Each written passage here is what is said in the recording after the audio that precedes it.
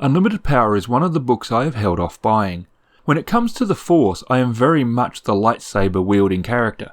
The visuals, the sounds and the flashy swordplay. I dig it. The mystical side, and with it the mystics, just wasn't my thing. I was surprised to find then that this book was overall very interesting. It relies for the most part on the one thing I really love about RPGs, the role-playing. To get the most out of some of the new character options, simply rolling dice won't be enough. There are also a lot of times when the character's true strengths is not in rolling anything at all. What that means is for a player to really get the fun out of the class, they will need to act. And the mystics are dripping with RP opportunities. They are Yoda. They are the half-crazed hermit who has written prophecy all over their wall, though in this case it is fueled by the Force and is at least partly right.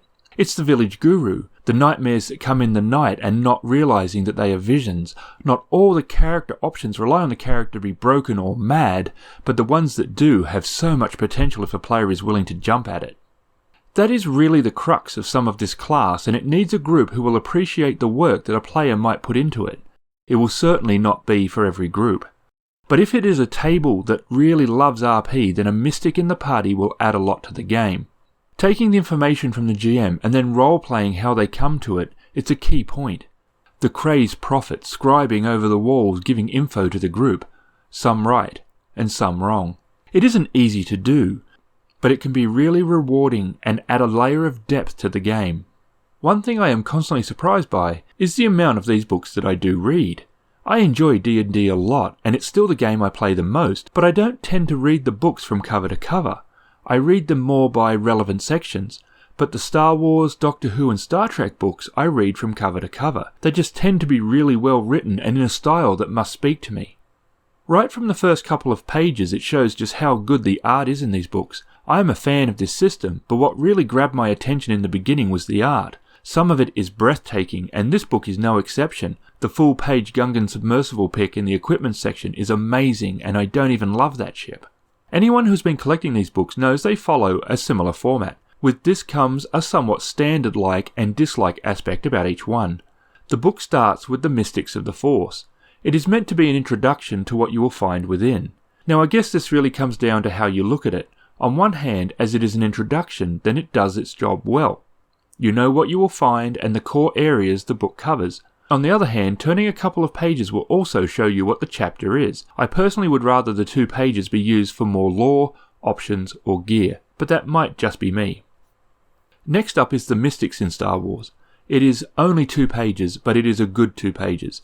It is an overview of the class and some basic information on where it fits in, including the rise of the mystics, how they function in the core and the Outer Rim. While I don't think an extra page or 2 would have hurt this section, they do have a lot with the smaller amount of space devoted to it.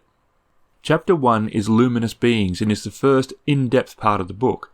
It talks about the mysteries of the galaxy before moving into lore and options for the classes. I always love these sections in the book.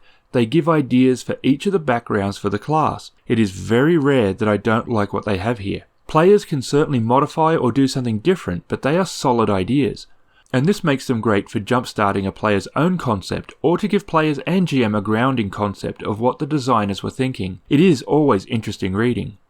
There is information on artists, augurs, con artists, economists, political experts, and religious ecstatics.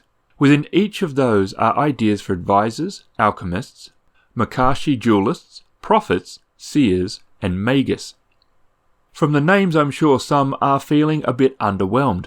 In a setting with a snap hiss of glowing lightsabers and the crack of blaster bolts, the line-up to play an economist is around the block. But when reading the section on them, it's clear that in the right hands even the economist has some very interesting potential, especially if the party has a base or business, but they are deeper than merely being a resource management class. We have a new list for morality as it applies to mystics. These can come a little late to the party if a player has made their character previously, but it has some interesting options for new characters or if the GM is willing to allow a player to retcon this area with the new provided information. The 3 new species were chosen for their connection to the Force from a more mystical side of things. The Thespiasian are a Naga type race, a race with a warrior tradition, but they come with some nice ideas which will be food for a creative player. The Thalothean have finally arrived. Fans of the Jedi Adigalia will now be able to follow in her footsteps. They are a little average on paper it seems, but I am sure imaginative players will make them interesting. The last race is the Vuk, which is a nomadic race and in some ways might be the most fun of the three. What seems to be the most popular part of the books is the new subclasses, and there are 3 as usual, though this time I am not sure how popular they will be. We start with the Alchemist, and this class can infuse the Force into objects. They are a crafting class, but as an example of a group that possesses alchemists, they cite the Night Sisters of Dathomir, so the class might have some interesting possibilities. The Magus is a knowledge and crafting class, though the picture used is more of a monk. They are a bit of a strange one as they focus around a tree item called Channel Agony, where you hurt yourself and channel the pain into the Force and crafting. It also has healing. If it wasn't so dark, it would be kind of funny, I think. I think the class could be quite useful, but the darkness that surrounds it might be a tricky thing to balance. The last class is all about improving your social checks, so if you wanted to play a Force-based diplomat, then this is possibly the class for you. Without a doubt, this will be a clever and useful class to the group. To build it properly, however, might leave the character weak on the combat side of things, so the player will need to love social encounters and the GM needs to be aware that they will need some moments to shine or they could well be a bit sidelined. We have a couple of pages of the new talents and following that, mystic motivations. These do not impact mechanics of play, but are there to help give a player some ideas. There are new signature abilities, and these include Prophecy and Unmatched Destiny. The Force Power Conjure is interesting and allows the user to create a small object or melee weapon out of the Force, and it comes with its own skill tree. Fans of the old D6 game will recognise the Alter Force Power, which was a staple in the D6 system. The equipment system is cool, but it's not tailored to mystics, so while I do like a lot of the new items, it does feel a bit off that it isn't centered on gear for the class featured in the book. Of the new gear, I like the Heartwood Blaster a lot. It is built largely around wood and is just an interesting idea. There is a handful of new blasters, slug throwers, and thrown weapons, a couple of melee weapons, and 3 new kinds of armour. There are a couple of lore items like the Holocron and the Lasan Chronicles of the Three, consumables and fetish lightsaber attachments, and crystals. One area I always like is the vehicle section, but again it suffers from not having pictures of every vehicle described. Players tend to want to know what it is they are buying, stealing, or crashing. We have airspeeders and land speeders and a couple of watercraft, complete with a beautiful picture of the Gungan Bongo. Shipwise, there are a few this time, including the Ithorian Herd Ship and the Mandalorian Fang Starfighter. Guided by the Force is my favourite area of the book. It is a decent size and covers ideas on how to incorporate mystics into the campaign. What is put down certainly is not the only way that mystics could be used in the game, but it is filled with useful information which can't hurt. Mystic encounters I have always had mixed feelings on. I never liked books to use the adventure primers.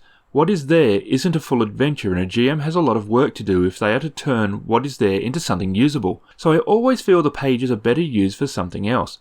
But having said that, maybe other people are finding them useful, in which case the pages are not wasted. This time there seem to be more pages devoted to the adventure primers.